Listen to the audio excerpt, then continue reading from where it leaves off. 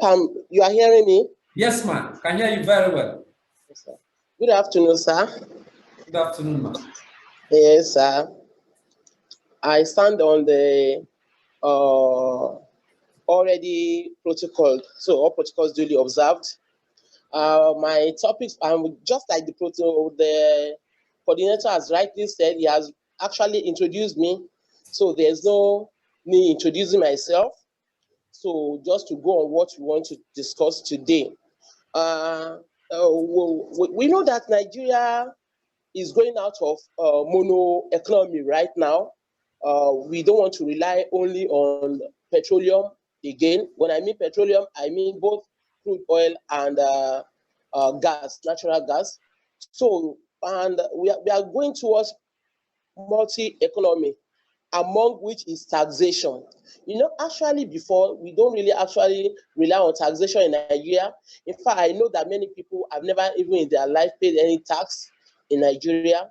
But just now, we are driven towards that in order to raise revenue for the government.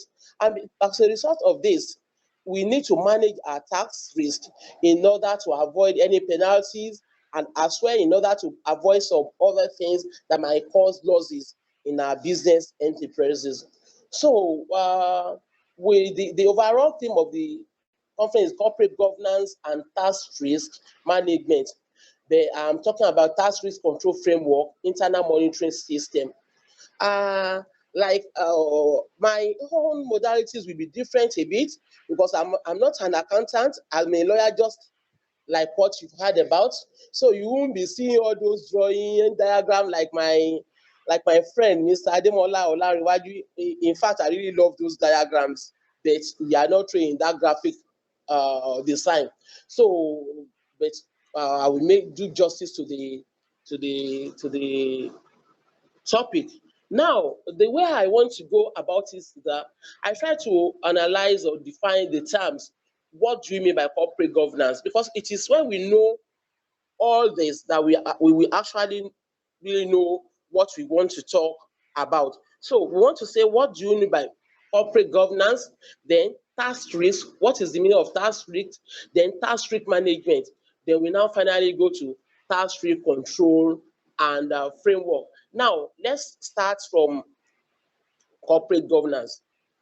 Corporate governance, I know that from Dr. Titi Fowokon and my brother, Mr. Olariwaju, they will have told you some things on this. But let me just contribute my own quota as well. Corporate governance is a collection of mechanisms, plans, processes, modus operandi, and relations used by various parties to control and operate an organization.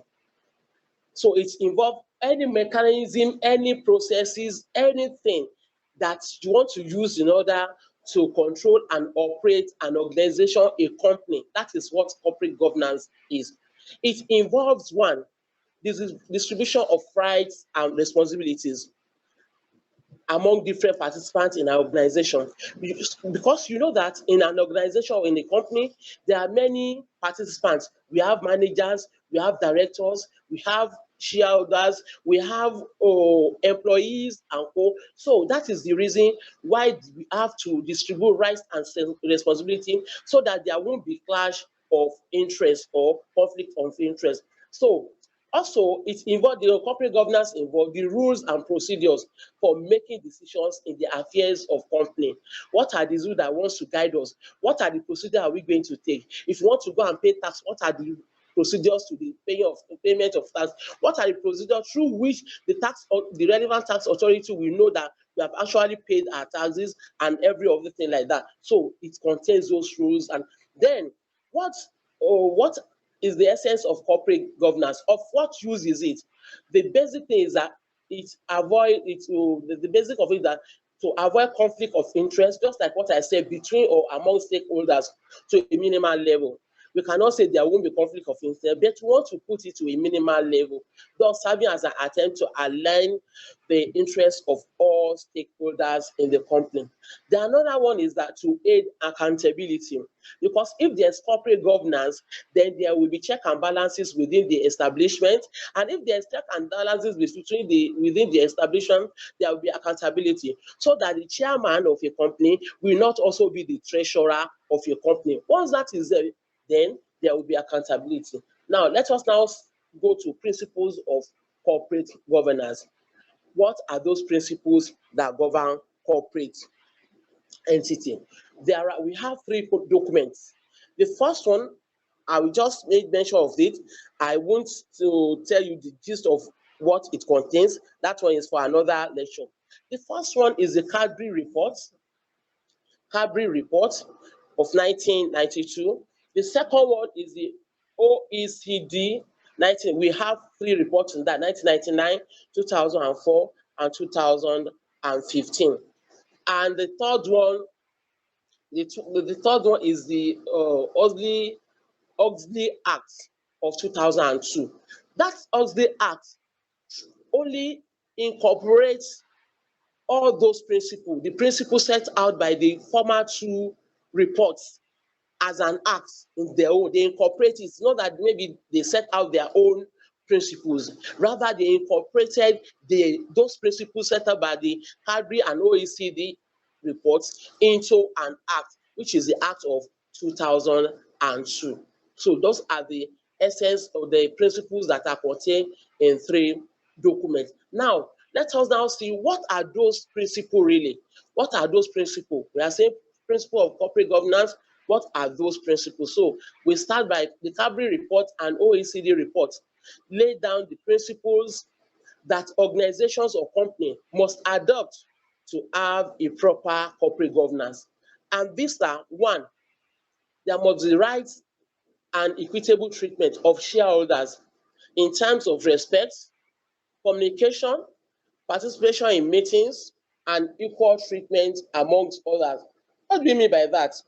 We mean that every shareholder of the company must have the same right as to minutes of the meetings, as to communication regarding we want to have annual general meeting, communication regarding we want to have extraordinary general meeting, communication regarding we have right issues, we have any other issue, as well as what are those tax liability we have that is existing in our company. They have the right to read. Then another principle is that interest of all stakeholders must be taken into consideration. Then the third one, the roles and responsibility of the board of directors, which include possession of relevant skills and understanding, and independence, as well as commitment of all of the members of board of directors. So those are, by the time we go into the control per se, the mechanism and the control, you find out that all of them relates to this principle. That is, they actually evolve out of this principle of corporate governance. And the fourth one is the development of code of conduct for directors and executive. And this will aid promotion of ethical and responsible decision making. And the last of the principle is the disclosure and transparency. There's no how, if you want to manage any tax risk, there must be disclosure and transparency or accountability. So those are just the principles of corporate governance. So we have the rights and equitable treatment of shareholders, the interests of other stakeholders, roles and responsibility of board of directors, development of code of conduct for directors and executive and co, their disclosure and transparency stroke accountability. This last one is very, very vital in any organization, because without transparency, then that company is gone. You have to be accountable. And accountable in relation to what? This deals with both the organization as well as relevant tax authorities. If the government are just taking the tax and they are not being accountable, then the citizen will not be, I mean, there won't be that grudge to pay tax. There won't be that morale. There won't be morale boosting to pay tax to the government. So that is why accountability is also very, very important uh, in the corporate governance. Now, we want to see what do we mean by tax risk, having seen corporate governance, because we are going to relate corporate governance with the control or mechanism of managing tax risk. We want to know, what do we mean by tax risk? Tax risk, what do we mean by tax risk? Tax risk is the probability of unforeseen or unplanned financial losses in the activities of a country, a state, or a business entity. It is probability. We don't want to say, yes, it is unforeseen. It is probability. It might be probable that you lose in a business. It might be possible that you gain in a business. So that's why we use that frame, probability of unforeseen, because you are not foreseeing that future loss, that future financial loss. You are not foreseeing at all. That is why it is saying it is unforeseen or unplanned financial losses in the activities of a country, a state, or a business entity. Mind you, there are sometimes they will tell you that in the activities of a state or its region or a business entity. In that case, they are making that state, or they are using the state in an international balance, because internationally we call country a state. We call country a state internationally. It's an international balance. So, but in order to come to our own system in Nigeria, that's why I say of a country, its state, or a business entity. So tax risk contains only one party. Only one party. Tax risk can only be linked to a party, either the country, the state, that is either the relevant tax authority or the taxpayer. So those are the ones that tax risk actually affect. It's only going to affect one, because if it affects one, the other one will be getting opportunities from it. Any failure to prepare for tax risk, we are bound to maybe payment of penalties for failure to do the necessary things or to file returns within the stipulated period.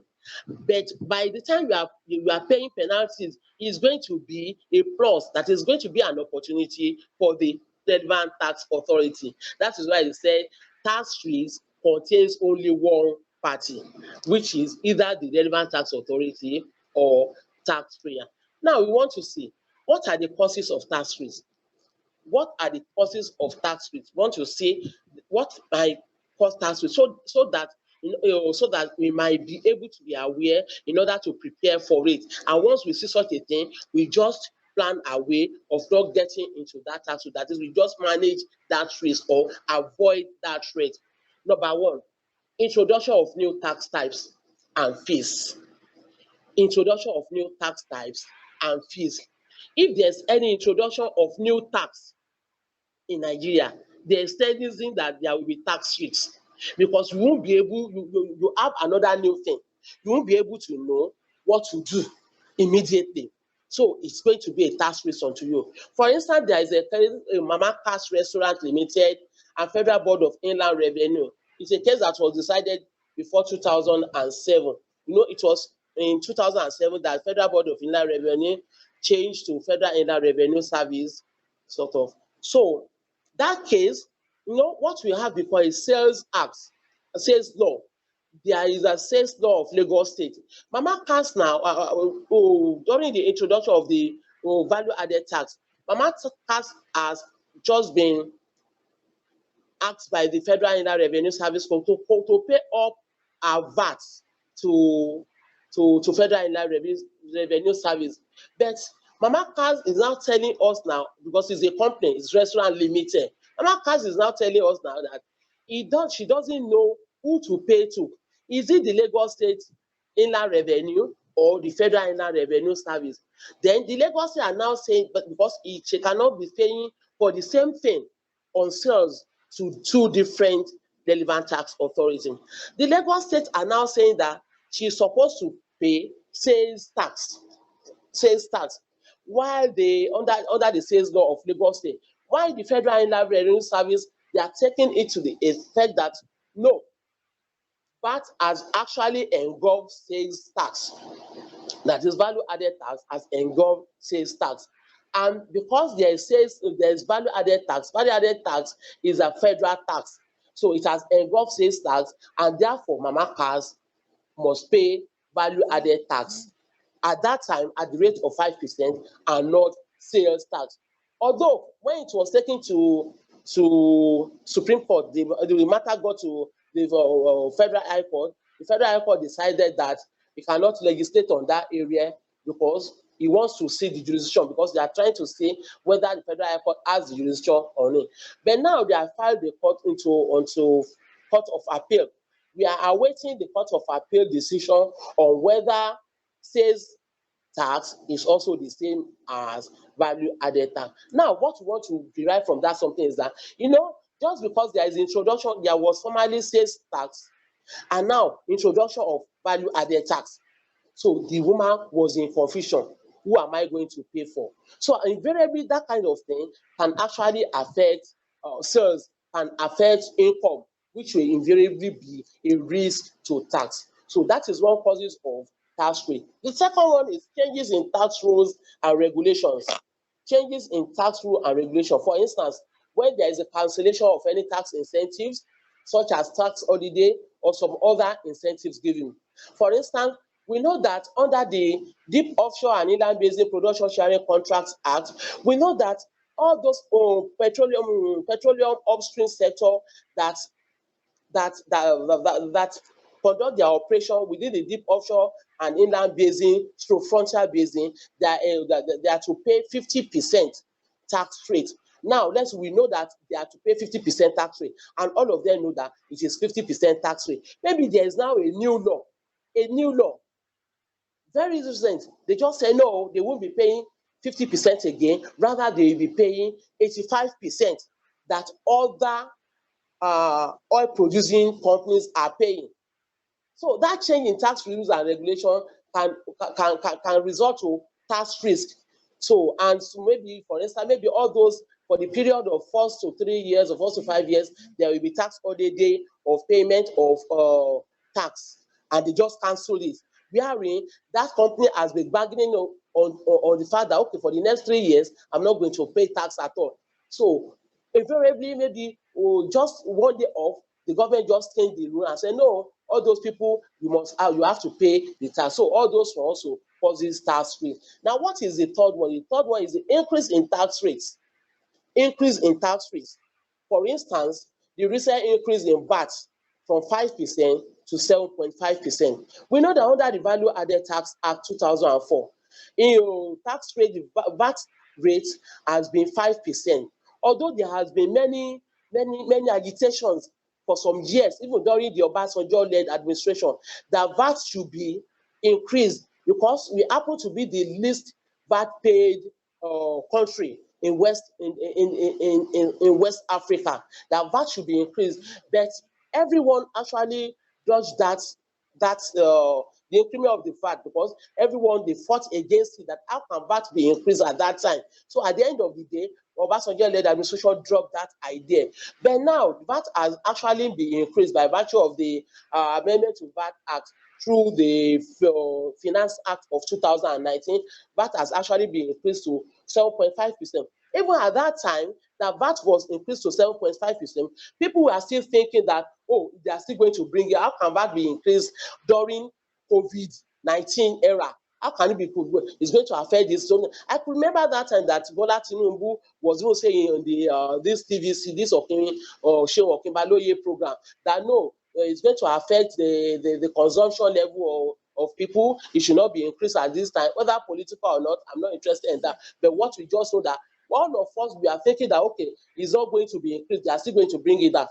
But today, VAT remains 7.5%. So that is increase in tax rate also causes tax risk. Because if you have been saying that, okay, they're still going to bring it up, or some people that have actually said maybe they're going to pay 5%, all of a sudden they just said it's 7.5. You won't be able to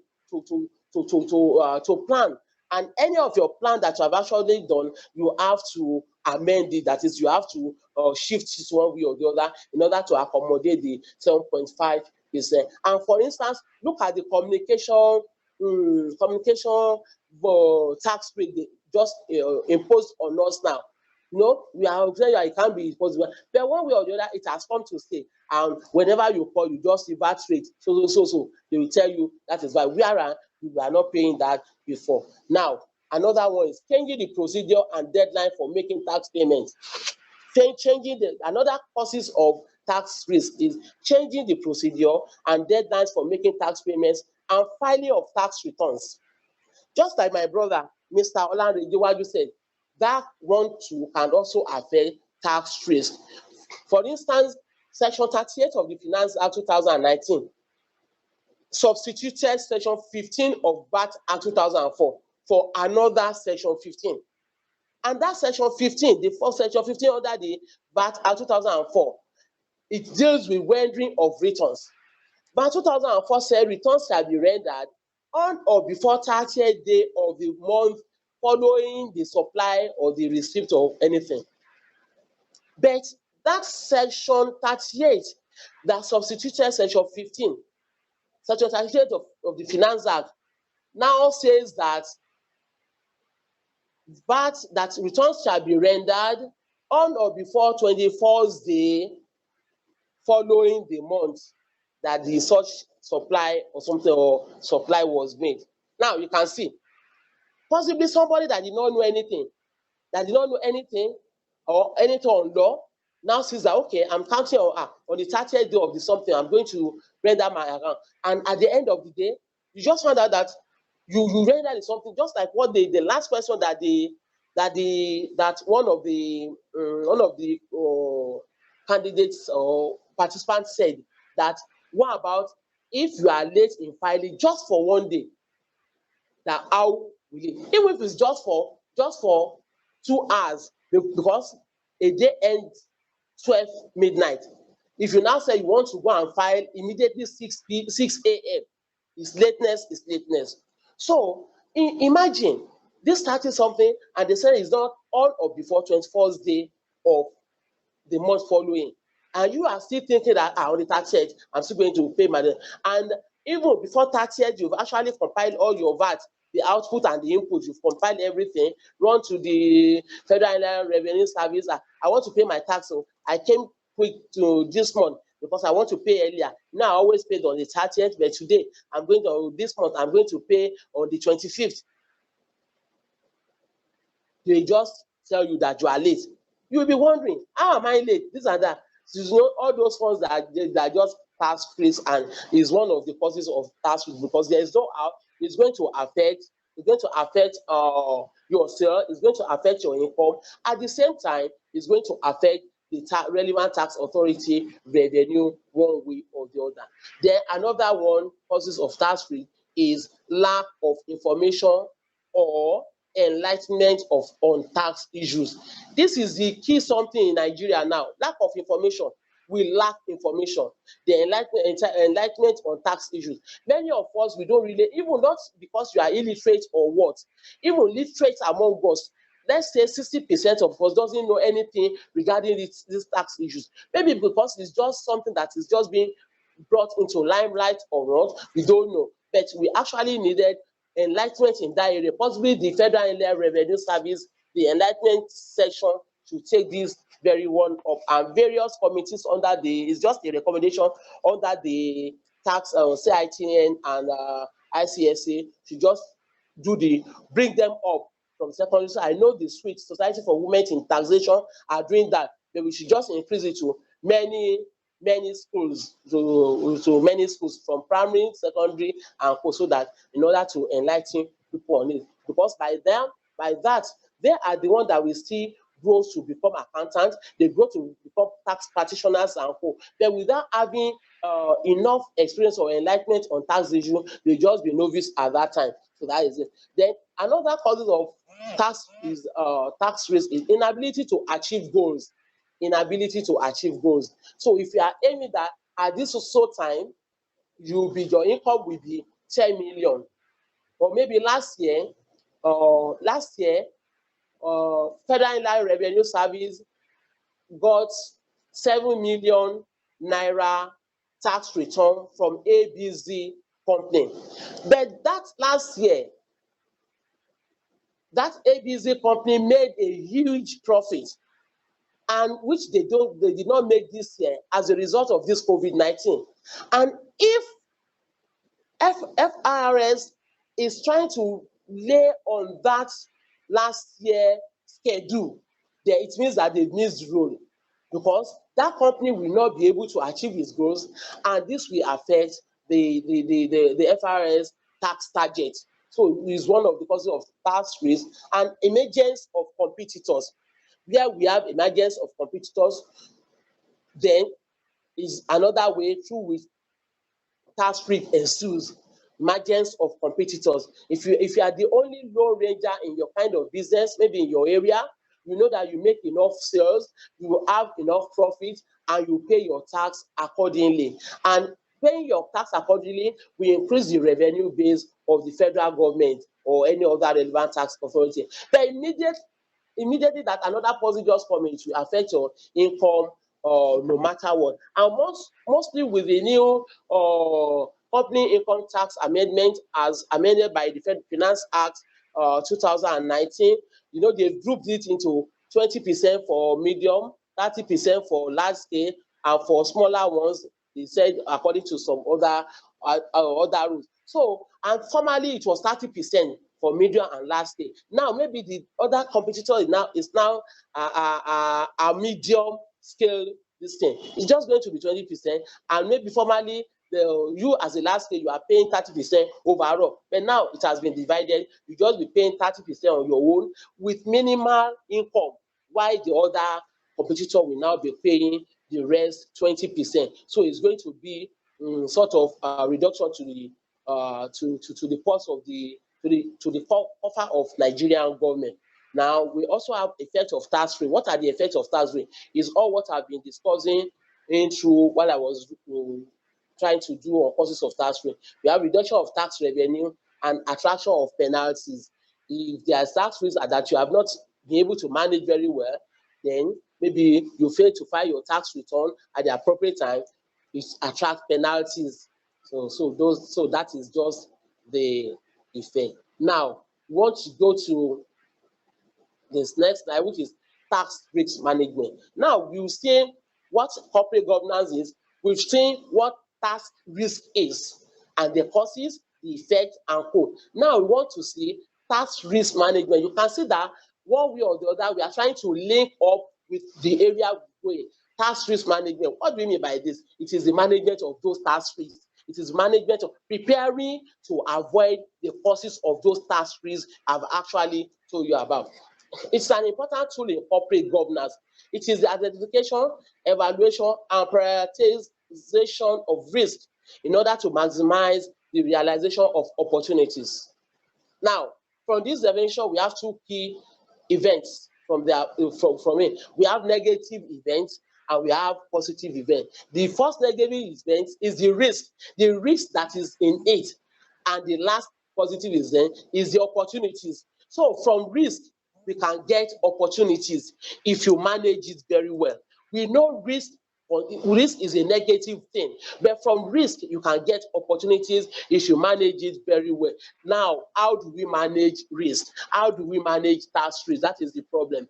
Now, when my brother, Mr. Olaniwaju, was talking the other time, he was telling us about some the management of tax risk, you know, the identification of the risk involved. So it's just like this very, so it's still the same, it's just like this very one. So there's no need to give a note on that. How do we manage tax risk? You first of all identify the risk involved, then you evaluate or analyze the risk by determining the likelihood and consequences of the risk. Then you now prioritize the risk in order to maximize the realization of opportunities. By this, tax risk will be reduced or minimized. And now you monitor and review the risk. By saying, you monitor, how are we going to do it so that such a thing will not happen in the future, you try to monitor it and review these rules. So those have been given to you by my brother, Mr. Olanri Waju. So that's all. Now, we want to say tax risk control and framework. That is the key area we are going. We have understood what corporate governance is. We've gone to what we mean by tax risk. We've gone to management of tax risk. Now, tax risk control and framework. What are those frameworks set up in order to manage tax risk? That is what we want to talk about now. These are mechanisms and controls designed to reduce the inefficiencies that arise from tax risk, amongst others. So that is what are the control, the framework set up in order to reduce or in order to minimize or in order to even leave out the threat of tax risk. So there are two ways of doing this. We have internal monitoring system, that's the first one, and the second one, external monitoring system. The first one, internal monitoring system. The second one, external monitoring system. Now, the internal monitoring system are controls from board of directors, shareholders, internal auditors, management, audit committee, and other personnel or stakeholders. They are internally in that company. They are the one as internal. They know the in and out of that company. That is what is called internal. So that's the internal monitoring system. When we are talking about the external monitoring system as a way of the framework for tax risk control, we have external monitoring system that relates to controls from independent third party. You bring them from outside to come and audit your account, just like Ascension. Ascension is brought in, come and audit my account for me. Deloitte is brought in, PwC is brought in, come and audit my account for me. And so on. Saffron is brought in as well, come and audit my account for me. So they are independent third party. They serve as external auditor, and we also have stock analysts. So those are external monitoring systems. They are independent, they are not part of that company. That is the reason why when you have an audit firm being your external auditor, it is advisable for you not to make that audit firm the management advisors. Because if you make an audit firm management advisor, they will dance to the tune of the management. And it is what the management want them to say about their auditing that they will say out. So in a nutshell, they are just independent third parties, such as external auditors, stock analysts, and co. Now, we continue the tax risk control and framework. The paper says that internal monitoring system. The frameworks for internal monitoring system. The framework for internal monitoring, just like when we are saying that internal monitoring system there, we talk of board of directors, internal control. When I mean that internal control, I'm talking about the auditor, the internal auditors. We have managerial control and directors' responsibilities. So those are the frameworks set up. We did not put shareholders here because the shareholders will have their own rights. They have their own right, in particular, when there's minority rights, when the managers or board of directors tend to manipulate companies' financial statements or financial status. They have their right there. But what we are limiting there is board of directors, internal control, managerial control, and the rest for directors' responsibility. Now, let us see how board of directors control against tax risk. What are those things they can do to control tax risk, or what are their responsibility, or how do they go about it? The board roles, the board of directors. You can see that the board of directors are chosen by the shareholders. And the board of directors, they are the think tank of a company. They are the think tank of a company. So they are like those people that actually have the plans that this is how this company should be. Although they can delegate power to the managerial that this is what we want to do, bring out policies, formulate ideas, how are we going to do it? The board of directors are the think tank of a company. So the board's role is oversight and monitoring. That is a critical role, oversight and monitoring. They ensure that effective governing processes and appropriate tax risk management frameworks are in place in order to ensure compliance with applicable laws and regulators' policies. Who are those people that actually put down those governing processes and appropriate tax risk management? They are the managerial level. We're still going to go to that. But I just want to know that their own board, their board of directors, for oversight and monitoring. And that monitoring, oversight and monitoring is just for the sake of I'm oversighting. Because if the company is good, they will take it. If the company is bad, they are the ones to be responsible. So they are the think tank, and so they have oversight and monitoring. Then also they must provide guidance on how all the risks, all the tax risks are identified and managed. They have to make guidance, provide guidance. This is how we can identify tax rate. This is how we can manage it. They have to make their meeting. They have to formulate ideas that this is how I can say that this is how we can do it. This is how we can do it so that the tax risk will be managed. Or they will still submit this for the to the managerial level. Or if they ask the managerial level to pass it, they are still going to sit down to look at through it in order to know whether to adopt it as being good or bad. Then as part of their oversight role, they also should get comfort from their management team that managerial level responsibility have been met and demonstrated based on evidence. You know, I said that it's not that they will just sit down and say that, well, our own is just for oversight and monitoring. No, they have to do everything in order to make sure that, yes, their managerial level have actually performed their duty in order to meet up with tax risk management. What have they put in place to actually reduce tax risk? They have to look through it. So they are 24 hours. The management can be thinking that they are there and we are the one at the office. But the board of directors, they work anywhere. You will see them, they can call anybody at 12 midnight, at 2 a.m., 3 a.m., or any other night, telling them that this is what you are going to do next, this is what you are doing, and there's no how, there's no way that they just have to do it. So they endorse a formalized tax control framework prepared by the management. You can see I was telling you the other time that all these things, framework are being prepared by the management. So they're always just to endorse. They might have given advice, this is what you're supposed to do.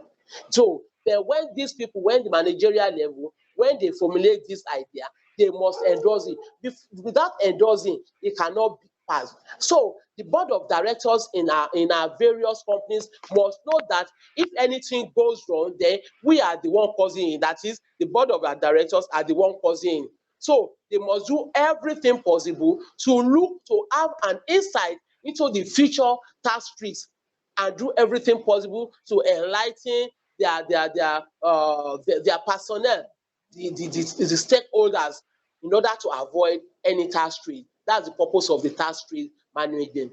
Then at the same time, the board of directors understands and formalizes company,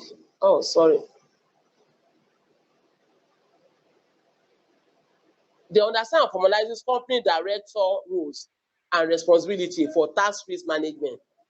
Yes, they are the one. Board of directors, they comprises of the directors. They are the one that will set up that this, aside from the basic requirement as envisaged under the Company and Allied Matters Act 2004, they are the one that will say that, okay, these are the additional qualifications we want from you. This is what we want from you. They assign tasks. Like I told you the other time, that corporate governance also involves distribution of tasks and responsibility. So excuse me, they assign tasks and responsibility to each of the director to give them roles in order to manage tax risk. They can tell them that you will be the one to be monitoring when our VAT will be due. You will be the one to be monitoring when withholding tax, WHT will be due. You will be the one to have a liaise with the Federal Inland Revenue Service. You will be the one to liaise with so. So they are the one. They are the one. So each of the directors can now also go to the level of now assigning it to their members, to the personnel. You find out that under the Company Income Tax Act, there are some things that must not be done without the authentication of the hands of director. If that thing is done by any other person, notwithstanding that it has been assigned, it will become null and void and of no effect. So they stipulated under the Company Income Tax, very wide thing like this. Now, another thing is that policies and controls put up by the management are regularly assessed. It's part of what we're still saying. What are the management doing? What are your policies? Let's see your policies. Is it in par with government regulations in order to control our tax risk? Is it in par with government policies? What are the tax policies that we have around now? What are the changes that have been made to company income tax? What has been changes that have been made to Value Added Tax Act? What are those ones that have been made to Federal Property Tax, Stamp Duties Act, and co. in order to know what to do? For instance, when we are talking about Section 32 of VAT, Value Added Tax Act 2004, we were saying that then they said if you fail to pay your tax or file returns, that your company will be sealed. The company will be sealed. I know I wrote an article some years back that we prefer Section 8 of Value Added Tax Act that says that penalty and additional penalty shall be paid. We don't want that Section 32 because where they want to get the additional penalty is through their company that you have actually closed. When you have closed their company, how can they manage tax risk? So the best thing is for us to just remove that 32. Unfortunately, by virtue of the Finance Act now, that Section 32 have actually been repealed, it has actually been deleted. Because once you close their company, and you are saying that if they fail to file returns they'll be liable to so amount and additional everyday payment of maybe 5,000 or something.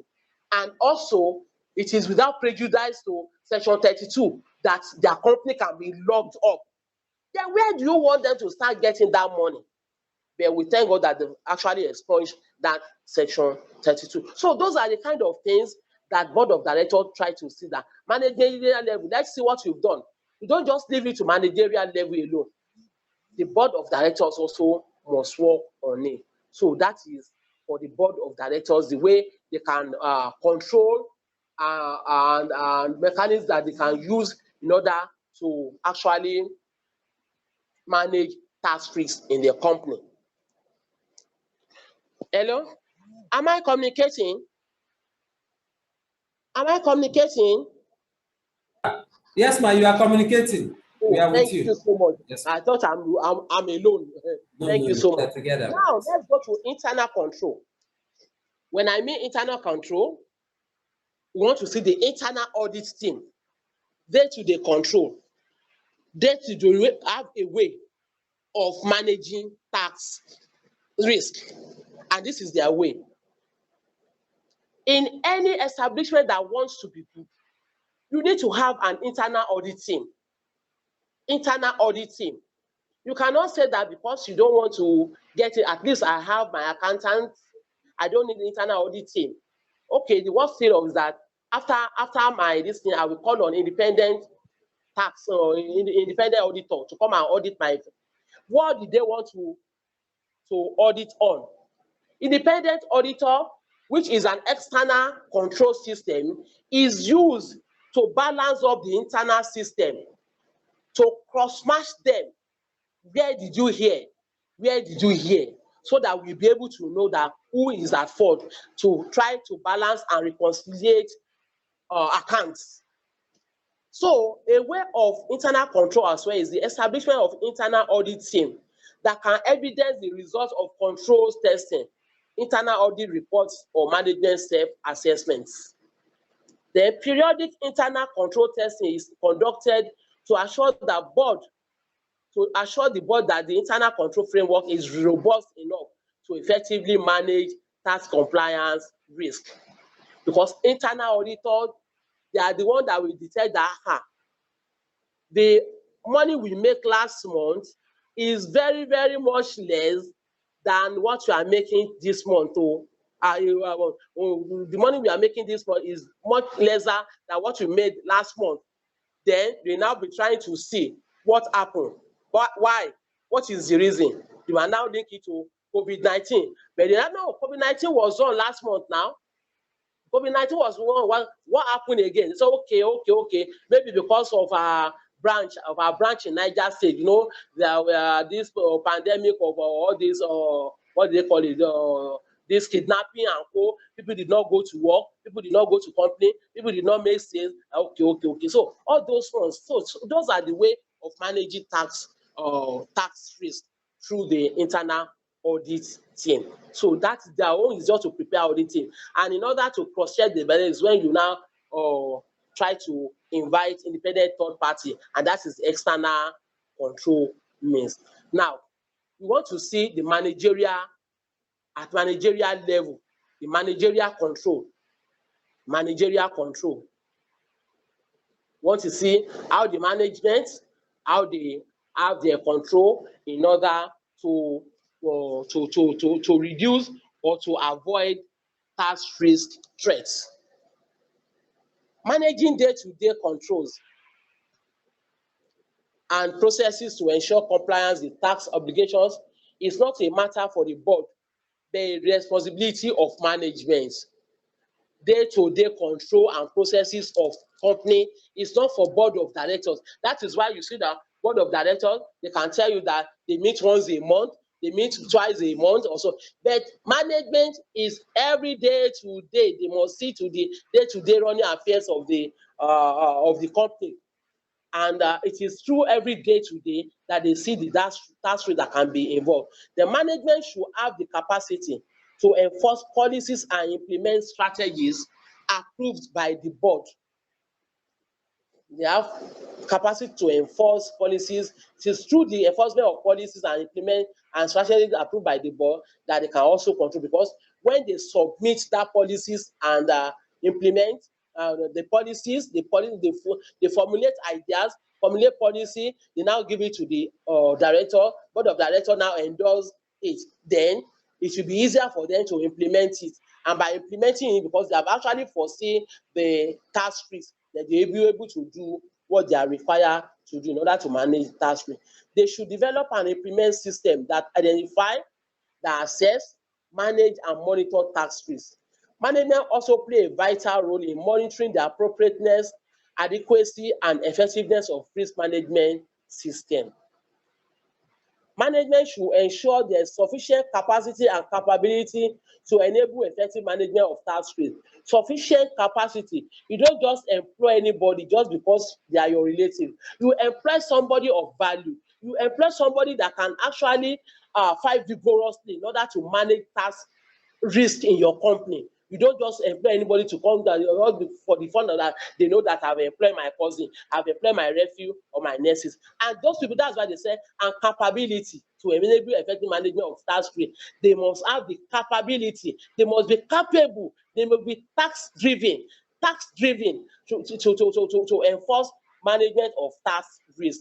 Then staff management and board roles and responsibility are clearly defined and documented by the management. Yes, within the control framework to ensure tax obligations are well managed and satisfied, such as tax compliance and tax risk management. Yes, they are tax management. They are the one that the management are the one that we actually distribute responsibilities and duties, that these are your duties, this is what you are going to do, this person is going to serve as the secretary, this one will, like the board of directors will be so.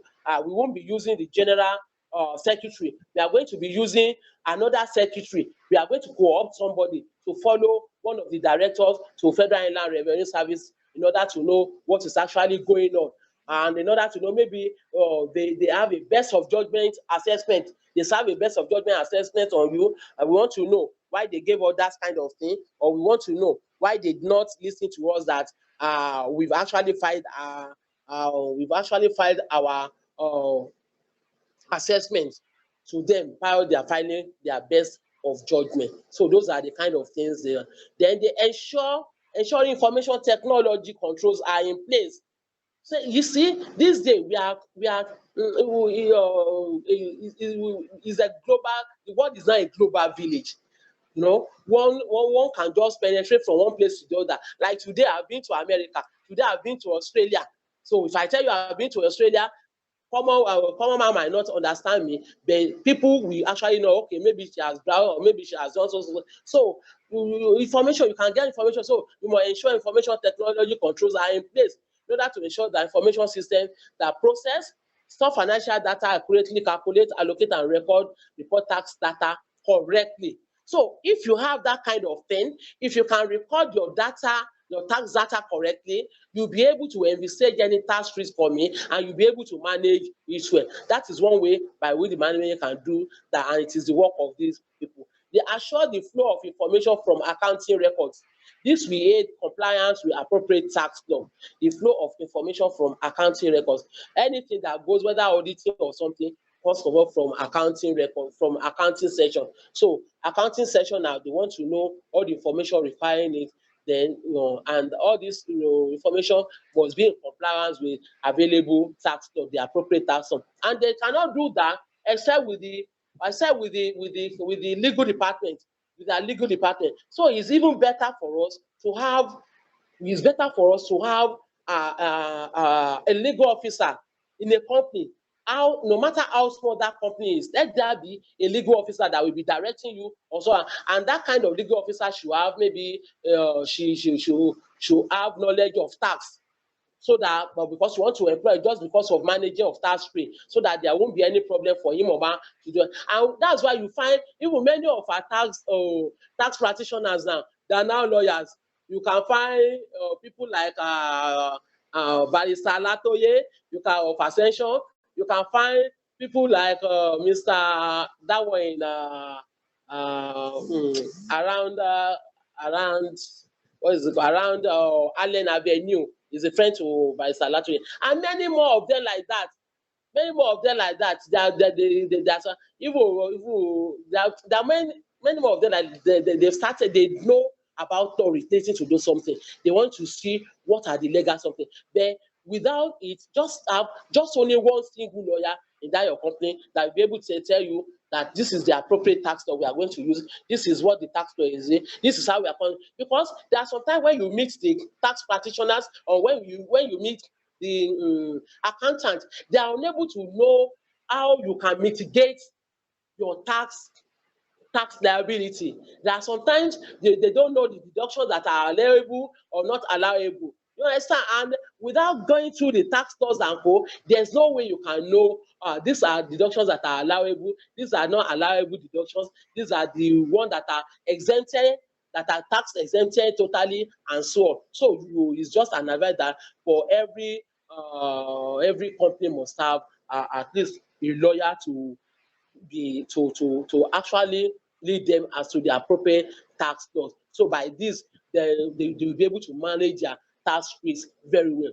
Then the management also set up the procedures to explain significant differences and reconciliation between accounting disclosures, financial statements, and the tax return. Just or anything they explain in order to reconcile all accounting disclosure and co. So all this they are doing in order to manage tax risk, so that in order to avoid any tax risk, because by the time they know that, okay, this is financial statement, and financial statement is part of what they are going to take to FRC as part of their document for filing. filing of return. Now, what they are going to do is, okay, let's see properly. Have we done something that is not in accordance with law? For instance, let's say if it's an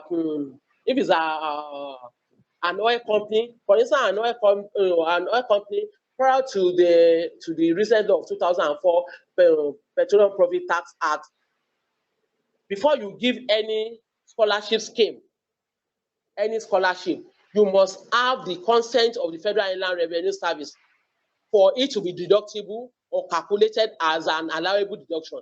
If you fail to do that, then the Federal Inland Revenue Service will tell you that no way, they cannot make that donation as part of allowable deductions.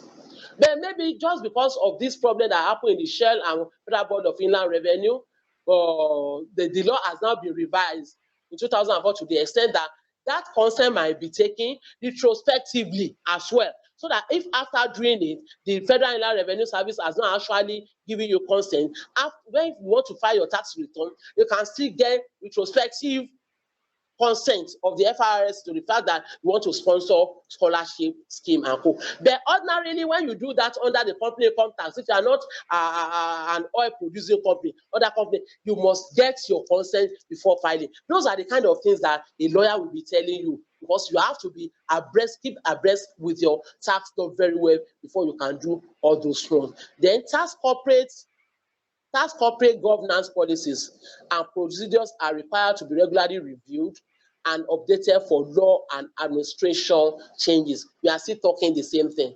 So you see that part of the management team, there's no how you just have to have a lawyer that will just try to tell you that this is out. I can still remember when MTN sorry to interrupt you, just to let you know that you have about 5 more minutes. Yeah, I will finish now. Thank you, sir. Yes, sir. I can still recollect when MTN just came to Nigeria at that time. Of all these company accredited companies, our company then KPS Communication was the only company that has a lawyer, and I was the only lawyer. So anytime we want to have a meeting, I will still be the one to advise this, to advise that. Because MTN, they don't even have any lawyer among them, which is very, very bad. But whenever we want to have the meeting, even if they have meeting and they don't have it with my boss, they will still require me that KPS will be around. Now, we want to see the responsibility of directors' responsibility and liability. As a director, you have a range of responsibility for your company's tax, risk management, and governance.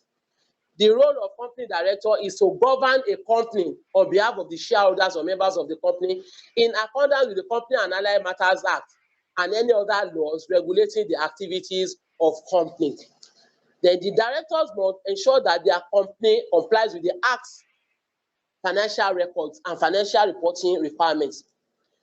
They must be aware of the rights of shareholders and internal management of companies. Because if you are not aware of rights of shareholder and the shareholder sues you, it will affect your income and it will affect the tax management.